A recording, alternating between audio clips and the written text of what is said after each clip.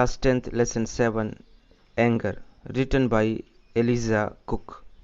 प्रिय विद्यार्थियों, इस वीडियो में हम लोग कक्षा 10वीं का लेसन 7 एंगर गुस्सा, जिसको एलिजा कुक ने लिखा है, आज इसको हम पढ़ेंगे और समझेंगे और अंत में हम लोग क्वेश्चंस एंड आंसर्स भी सीखेंगे। Now let's see about the poet, a short biography of Elijah Cook. Elijah Cook was born on 24th December 1818 in London. She was an author and poet.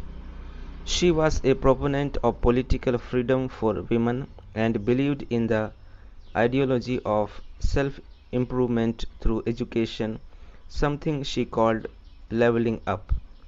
This made her hugely popular with the working class public in both England and America.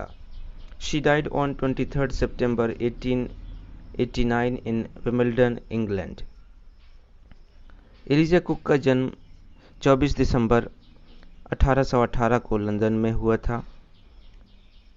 वे एक लेखक और कवि थे। वे महिलाओं के लिए राजनीतिक स्वतंत्रता के प्रस्तावक या समर्थक थे और शिक्षा के माध्यम से आत्म मूल्यांकन की विचारधारा में विश्वास करते थे। उन्होंने इसे लेवलिंग अप कहा। इससे वे इंग्लैंड और अमेरिका में कामकाजी जनता के बीच में बेहद लोकप्रिय बन गए। उनका देहांत 23 सितंबर 1889 को विम्बलडन, इंग्लैंड में हुआ। अब हम लोग कविता को पढ़ने से पहले कविता के बारे में संक्षिप्त जानकारी प्राप्त करते हैं। Let's see about the poem. Anger is a bad thing, it snatches away the charm of a face as cloud obstruct the sun lighting a part of the earth. The acts done in state of anger are always repented. The harm caused can never be undone. The poet says that a young man who keeps his temper calm is noble, brave and wise. क्रोध एक बुरी चीज है, वस्तु है। यह किसी के चेहरे के आकर्षण को पूरी तरह से खराब कर देता है। जिस प्रकार बादल धरती के किसी भाग को प्रकाश से वंचित कर देता है, उसी प्रकार गुस्सा भी एक सुंदर चेहरे को बिगाड़ देता है। क्रोध की स्थिति में किए गए कार्यों पर हमेशा पछताना पड़ता है। हानि जो की जा चुकी है कभी वापस हमें नहीं मिल सकती। कवि कहता है कि जो युवक अपने क्रोध पर काबू रखता है वह महान, बहादुर और बुद्धिमान होता है। Now let's understand the poem. So as I read with me line by line and we will understand the poem. There are 4 stanzas in this poem. Oh, anger is an ugly thing and spoils the fairest face. It cometh like a rainy cloud upon a sunny place.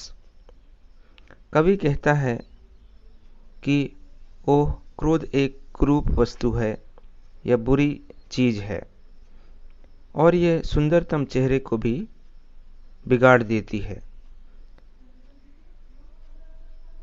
वह एक धूप से खिले स्थान पर एक काले वर्षा के बादल की तरह है,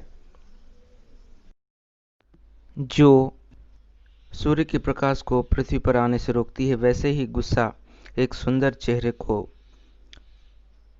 पूरी तरीके से बिगाड़ देता है, उसकी सुंदरता को छीन लेता है। Now let's see stanza number 2.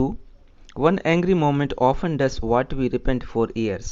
It works the wrong we never make right by sorrow or by tears. एक क्रोधपूर्ण क्षण प्रायः ऐसा काम कर देता है या गलत कर देता है जिसके लिए हमें वर्षों तक पछताना पड़ता है। गुस्से में किए गए गलत कार्य के लिए हम लोग पछताते रहते हैं और इसको हम लोग कभी भी सही नहीं कर सकते, इसको हम लोग ठीक नहीं कर सकते। चाहे दुख मना करके या आंसू बहा करके गुस्से से किए गए कार्य को हम लोग दोबारा सही नहीं कर सकते। Now let's go to the stanza number 3. The hand of peace is frank and warm and soft as ring dove's wing, and he who quells an angry thought is greater than a king.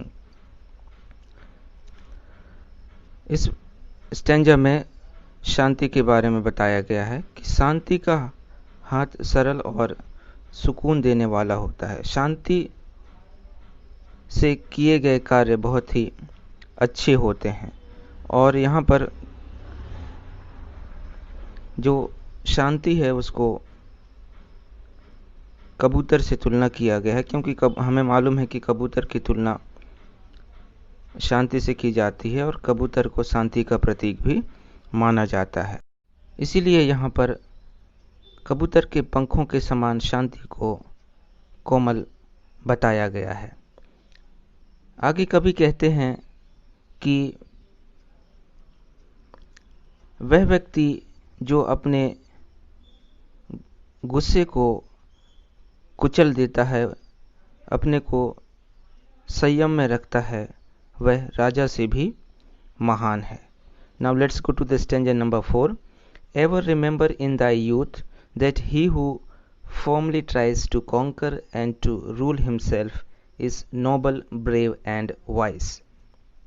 आगे कवि कहते हैं कि हमेशा अपनी युवा अवस्था में याद रखो कि जो व्यक्ति दृढ़ता से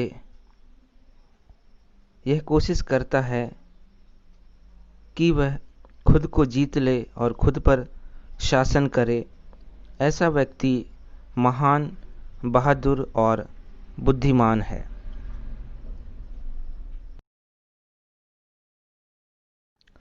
Now let's learn meanings of the difficult words from the poem.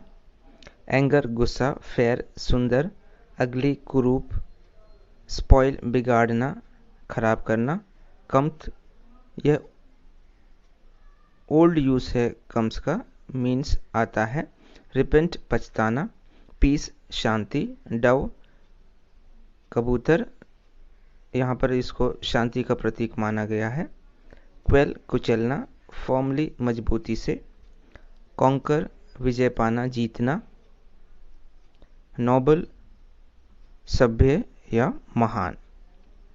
Now let's go to the exercises. Word power. Write rhyming words for those words from the poem. तो आप लोगों को राइमिंग वर्ड लिखना है और मैं पहले के लेसन में what is rhyming word explain कर चुका हूँ। तो this exercise will be homework for you. Now let's go to the exercise number B. Match the following words with their meanings. We have already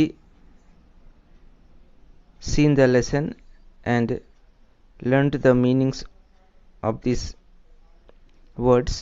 So please match the column A with B with correct meanings. This exercise also will be homework for you. Now let's go to the questions and answers. Question number 1.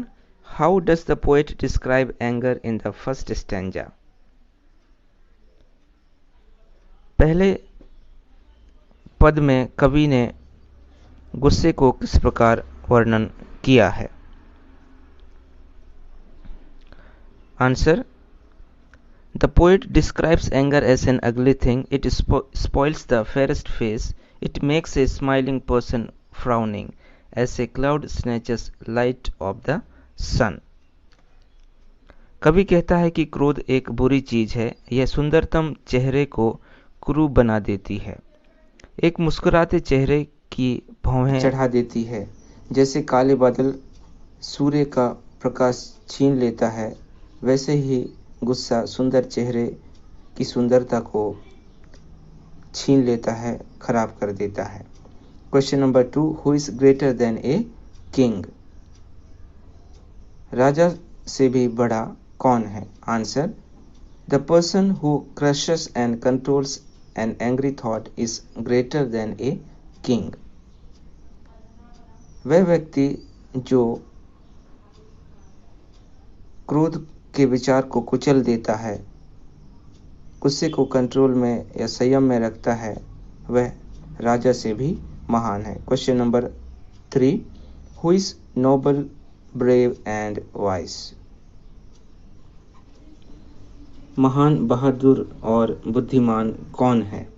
Answer, the person who firmly tries to conquer and rules himself is noble, brave and wise. जो व्यक्ति अपने आप पर नियंत्रण रखता है, वह स्वयं पर शासन करता है, वह व्यक्ति महान, बहादुर व बुद्धिमान है। Now let's go to the question number 4. Describe anger in your own words.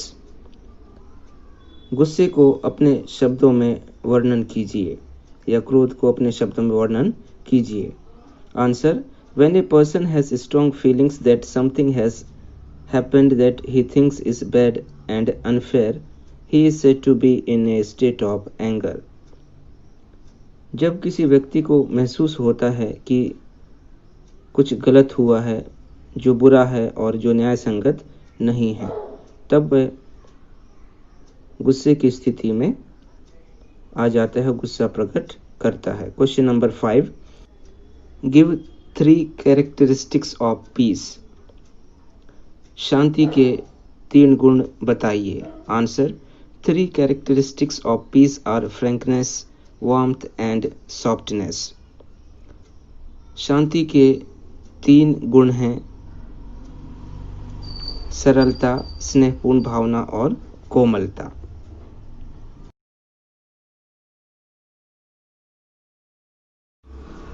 Let's understand long questions and answers. Question number 1. What are the disadvantages of being angry? क्रोध से कौन कौन सी हानियां हैं, वर्णन कीजिए। Answer, anger makes the fairest face ugly. It makes you to repent for years. It makes us to do wrong that can never be made right by sorrow or by tears. क्रोध सुंदर चेहरे को कुरूप बना देता है, खराब कर देता है। यह हमें वर्षों तक पछताने के लिए मजबूर कर देता है। गुस्सा ऐसे गलत कार्य करवा देता है जिन्हें हम दुखित होकर या आंसुओं द्वारा भी ठीक नहीं कर सकते। Question number 2, why do we repent for a long time? हम लंबे समय तक क्यों पछताते रहते हैं? Answer, we hurt others by our anger. They hate us. In a moment we spoil everything. To destruct takes little, but construction takes a long time. So we repent for a long time. हम अपने क्रोध द्वारा दूसरों को चोट पहुंचाते हैं। वे हमसे नफरत करने लगते हैं। हम एक क्षण में हर चीज़ को बिगाड़ देते हैं, खराब कर देते हैं।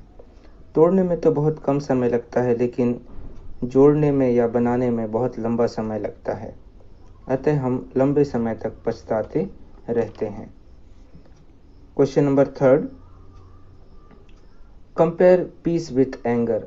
शांति की तुलना क्रोध से कीजिए। Answer, anger is an ugly thing which spoils even the fairest face. It always results in heavy loss which sometimes cannot be fulfilled. Peace, on the other hand, is characterized by frankness, softness, and warmth. It saves us from doing harm to ourselves and that to others. क्रोध एक कुरूप वस्तु है जो कि सुंदरतम चेहरे को भी बिगाड़ कर रख देती है। क्रोध के परिणाम स्वरूप सदैव नुकसान उठाना पड़ता है जिसको कभी भी भरपाई नहीं किया जा सकता। दूसरी तरफ शांति, जिसमें सरलता, कोमलता और स्नेह पूर्ण भावना विद्यमान है, हमें अपना और दूसरों को नुकसान करने से रोकती है। Now let's go to the question number 4. How can anger be conquered? क्रोध पर विजय कैसे पाई जा सकती है? Answer: It is not easy to conquer anger. It is a very strong feeling. It compels a man to show itself. It makes great harm. Only a person of self-control and self-ruling can conquer anger. It requires great patience and bearing. क्रोध पर विजय पाना आसान नहीं है। यह मनुष्य को उसको बाहर लाने पर मजबूर कर देता है। यह बहुत नुकसान पहुंचाता है। केवल वही व्यक्ति क्रोध पर विजय पा सकता है जो स्वयं को अनुशासन व नियंत्रण में रख सकता है। बड़े धैर्य व सहनशीलता की जरूरत पड़ती है गुस्से को कंट्रोल करने में, विजय पाने में। इस प्रकार lesson 7 anger written by Eliza Cook complete होता है। See you with a new lesson. Have a nice day.